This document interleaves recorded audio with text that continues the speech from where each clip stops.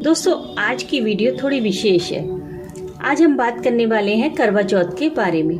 तो हो सकता है मेरी कुछ बातें आपको कड़वी लगी, लेकिन अगर आप गौर से देखेंगे तो उनमें कुछ भी झूठ नहीं है। इस समय हर तरफ करवा चौथ की तैयारियां चल रही हैं। हर कोई करवा चौथ पर 4-4, 5-5 वीडियो बना रहा है और व्यू भी अच्छे खासे आ रहे हैं कि ऐसे व्रत रहें, ऐसे श्रृंगार करें, ऐसे पूजा करें, पानी भी ना पिए, क्योंकि इस व्रत को निर्जल रखा जाता है। लेकिन मैंने यह वीडियो ना तो व्यू के लिए बनाई है और ना ही लाइक के लिए।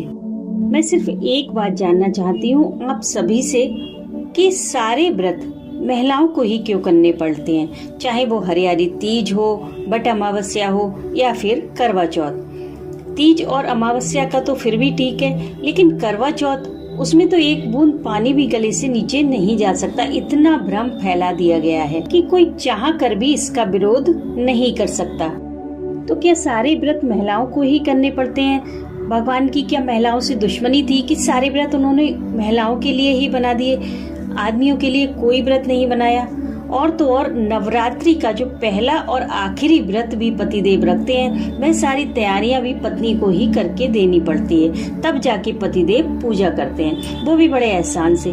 तो मैं पूछना चाहती हूँ, क्या सारे व्रत पत्नियों को ही करने चाहिए? पतियों के लिए कोई व्रत क्यों नहीं बना? क्या सबके उद्धार का ठेका पत्नियों ने ही ले रखा है? अच्छा, एक बात सोचिए कि करवा चौथ का व्रत क्यों किया जाता है? ताकि हमारे पति की आयु लंबी हो। तो क्या पति नहीं चाहते कि हमारी पत्नी की भी आयु लंबी हो? बस पत्नी को ही जरूरत है पति के साथ की, पति को कोई जरूरत नहीं पत्नी की लंबी उम्र की, या फिर पत्नी मरे या जिए उससे उन्हें कोई फर्क नहीं पड़ता। तो इस एक तरफा व्रत के क्या मायने हैं? अगर पति पत्नी दोनों मिलकर एक गृहस्थी चला रहे हैं, एक गाड़ी के दो पहिए कहे जाते हैं, तो एक पहिए पर ही इतना बोझ क्यों हम पत्नियां ही पति के लिए व्रत करें और पति अपने जीवन का एक करवा चौथ भी पत्नी को समर्पित ना करे? यह तो गलत बात है ना। देखिए, अगर हम इस व्रत को भावनात्मक रूप से करते हैं, अपने पति के प्रेम के लिए, अपने पति के प्रति समर्पण के लिए इस व्रत को करते हैं, अपने सुखी दाम्पत्य जीवन के लिए इस व्रत को करते हैं, तब तो बात समझ में आती है। लेकिन अगर इस व्रत को करने से पति की आयु लंबी होती है और जैसा कि करवा चौथ की कथा में बताया गया है कि पति लौट कर आ जाएगा, तो क्या ऐसा पॉसिबल है? क्या आज तक ऐसा कभी हुआ है कि किसी के पति की मृत्यु हो गई हो और करवा चौथ का व्रत करके उसने अपने पति के प्राणों को वापस पा लिया गया हो? नहीं ना, ऐसा एक भी उदाहरण नहीं है, क्योंकि मृत्यु एक सत्य है जिसे कभी टाला नहीं जा सकता। राजा परीक्षित भी अपनी मृत्यु को नहीं टाल पाए थे। प्रत्येक व्यक्ति का एक समय निश्चित है और उसका रिमोट केवल परमात्मा के हाथ में है। अगर पत्नी के हाथ में रिमोट होता तो आज कोई स्त्री विधवा नहीं होती, और जिनके पति उन्हें छोड़कर जा चुके हैं, तो क्या उन्होंने करवा चौथ का व्रत नहीं किया था? क्या उनकी श्रद्धा में कोई कमी थी? नहीं। मैंने अपने रिलेशन में ही एक ऐसा केस देखा कि पति पत्नी में बेहद प्रेम था, पूरी शिद्दत के साथ पत्नी करवा चौथ का व्रत रखती थी। आजकल तो कई लोग चाय भी पी लेते हैं, लेकिन उसने हमेशा निर्जल व्रत किया। गाड़ी भी ऑडी ले रखी थी ताकि किसी भी तरह के एक्सीडेंट से सेफ रहें। ऑडी गाड़ी में आप सबको पता ही है कि जब भी एक्सीडेंट होता है तो एक कवर सा बन जाता है ताकि अंदर बैठे हुए लोगों को कोई खरोंच ना आ पाए।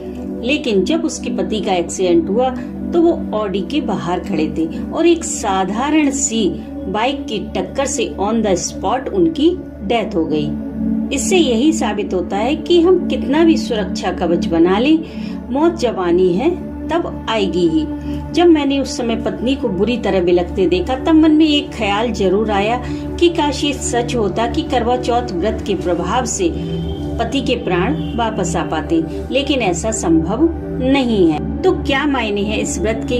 क्यों इतना खौफ है कि जो लोग खुश हैं अपनी गृहस्थी में वो तो इस व्रत को रख ही रहे हैं, जो लोग खुश नहीं हैं, जिनका पति उन्हें रोज टॉर्चर करता है, मेंटली टॉर्चर करता है, मारता पीटता है, वो लोग भी इस व्रत को कर रहे हैं। और जो प्रेग्नेंट लेडी हैं जिन्हें भूखा रहना अलाउड नहीं है, वो भी इस व्रत को करती हैं, उन्हें भी कोई नहीं रोकता है। क्योंकि मान्यता ही ऐसी थोप दी गई है कि वो चाह कर भी नहीं तोड़ पा रही है कि अगर इस व्रत को नहीं करेंगे तो ऐसा हो जाएगा, वैसा हो जाएगा।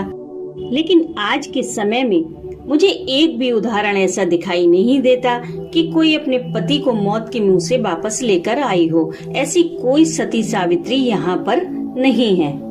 तो दोस्तों, इस रूढ़िवादी मान्यताओं को तोड़िए, इस व्रत को प्रेम से जोड़िए। अगर आपके जीवन में प्रेम है, आप एक दूसरे की परवाह करते हैं, एक दूसरे के विचारों का सम्मान करते हैं, एक दूसरे के परिवार वालों का सम्मान करते हैं, तो आप दोनों लोग मिलकर अपने सुखी वैवाहिक जीवन की कामना से इस व्रत को कीजिए, न कि इस भ्रम में कि इस व्रत से आयु बढ़ती है।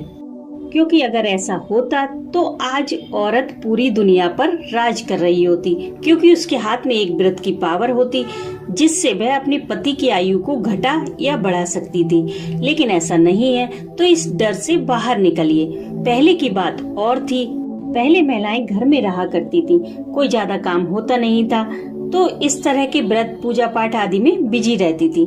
लेकिन आज के समय में महिलाएं घर से बाहर निकल रही हैं, कामकाज कर रही हैं। आज कहाँ उनके पास इतना समय है कि वो घर में बैठकर इस तरह के व्रतों को निभाएं। देखिए, मैं इस व्रत के खिलाफ नहीं हूँ, मैं इस व्रत को थोपने के खिलाफ हूँ। जब लड़की पहली बार शादी होकर ससुराल आती है तो करवा चौथ आने से पहले ही सब घर के लोग गाने लगते हैं कि तुम्हारा पहला करवा चौथ है, तुम इस तरह व्रत करना, ऐसे तैयार होना, ऐसे मेहंदी लगाना। लेकिन कोई भी उस लड़की से यह नहीं पूछता कि तुम इस व्रत को करना चाहती हो या नहीं। सबकी, यहाँ तक कि पति की भी एक्सपेक्टेशन यही होती है कि मेरे लिए व्रत रखा जाए। जिन्होंने कभी पत्नी का एक आंसू नहीं पहुंचा, वो लोग भी करवा चौथ से एक दिन पहले जलेबी लेकर आते हैं ताकि पत्नी हमारे लिए मन से व्रत रखे। अरे इतनी ही पावर है पत्नी के हाथ में कि वो आपकी आयु को घटा या बढ़ा सकती है, तो उसका सम्मान क्यों नहीं करते? क्यों जरा सी गलती पर उस पर हाथ उठा देते हो? क्यों जरा सी बात पर उसके मायके वालों को गाली देते हो? अगर आप पत्नी के साथ व्रत नहीं कर सकते तो कोई बात नहीं, कम से कम उसका सम्मान तो कीजिए, उसकी छोटी छोटी गलतियों को नजरअंदाज तो कीजिए। दोस्तों, इस व्रत को करिए, प्रेम से करिए, दोनों मिलकर करिए। केवल पत्नी का ही फर्ज मत समझिए, दोनों एक दूसरे के प्रति समर्पण के भाव से इस व्रत को करिए। एक दूसरे के बिना आपकी कोई जिंदगी नहीं है, दोनों को ही एक दूसरे की जरूरत है, दोनों ही एक दूसरे के पूरक हैं। तो इस व्रत को भी मिलकर कीजिए। लेकिन अगर एक अकेला ही इस व्रत को कर रहा है तब तो यह सजा है। इस सजा से अपने आप को मुक्त करिए, नारी को मुक्त करिए, और ये केवल आप ही कर सकती हैं और कोई नहीं। क्योंकि आपने तो जो कुछ झेलना था वो आप झेल चुकी। आप यह सब अपनी बहू के साथ मत होने दीजिए, उसे पूरी आजादी दीजिए कि वो इस व्रत को करना चाहे तो करे, ना करना चाहे तो ना करे। जब इस व्रत का आयु से कोई लेना देना नहीं है तो ऐसी प्रथाओं को हम क्यों ढोते चले आ रहे हैं? क्यों खौफ पैदा कर रहे हैं अपने दिल में, दूसरों के दिल में भी? क्यों नॉर्मल व्रत की तरह नहीं ले रहे हैं? कल को हमारे बच्चे हमसे सवाल करेंगे, हम उन्हें क्या लॉजिक देंगे? इसलिए आज से ही अपने आप को बदलिए। जो कुछ आपके साथ घटित हो रहा है वो अपने बच्चों के साथ मत होने दीजिए। परिवर्तन संसार का नियम है, समय बदलते ही सब कुछ बदल जाता है। इसलिए इस व्रत का रूप बदलिए। अब अहोई अष्टमी का ही व्रत ले लीजिए। पहले सिर्फ लड़के की माँ इस व्रत को किया करती थी। पुरानी जो कथा की बुक्स चली आ रही हैं उनमें भी साफ साफ लिखा है कि लड़के की माँ इस व्रत को करे, लेकिन हमने उस मान्यता को तोड़ा। आज जिनके केवल बेटियां हैं वो भी इस व्रत को कर रही हैं, क्योंकि आज लड़का लड़की में कोई भेद नहीं है। माँ सिर्फ माँ होती है, उसके लिए अपने सभी बच्चे समान हैं। तो हमने उस मान्यता को तोड़ा।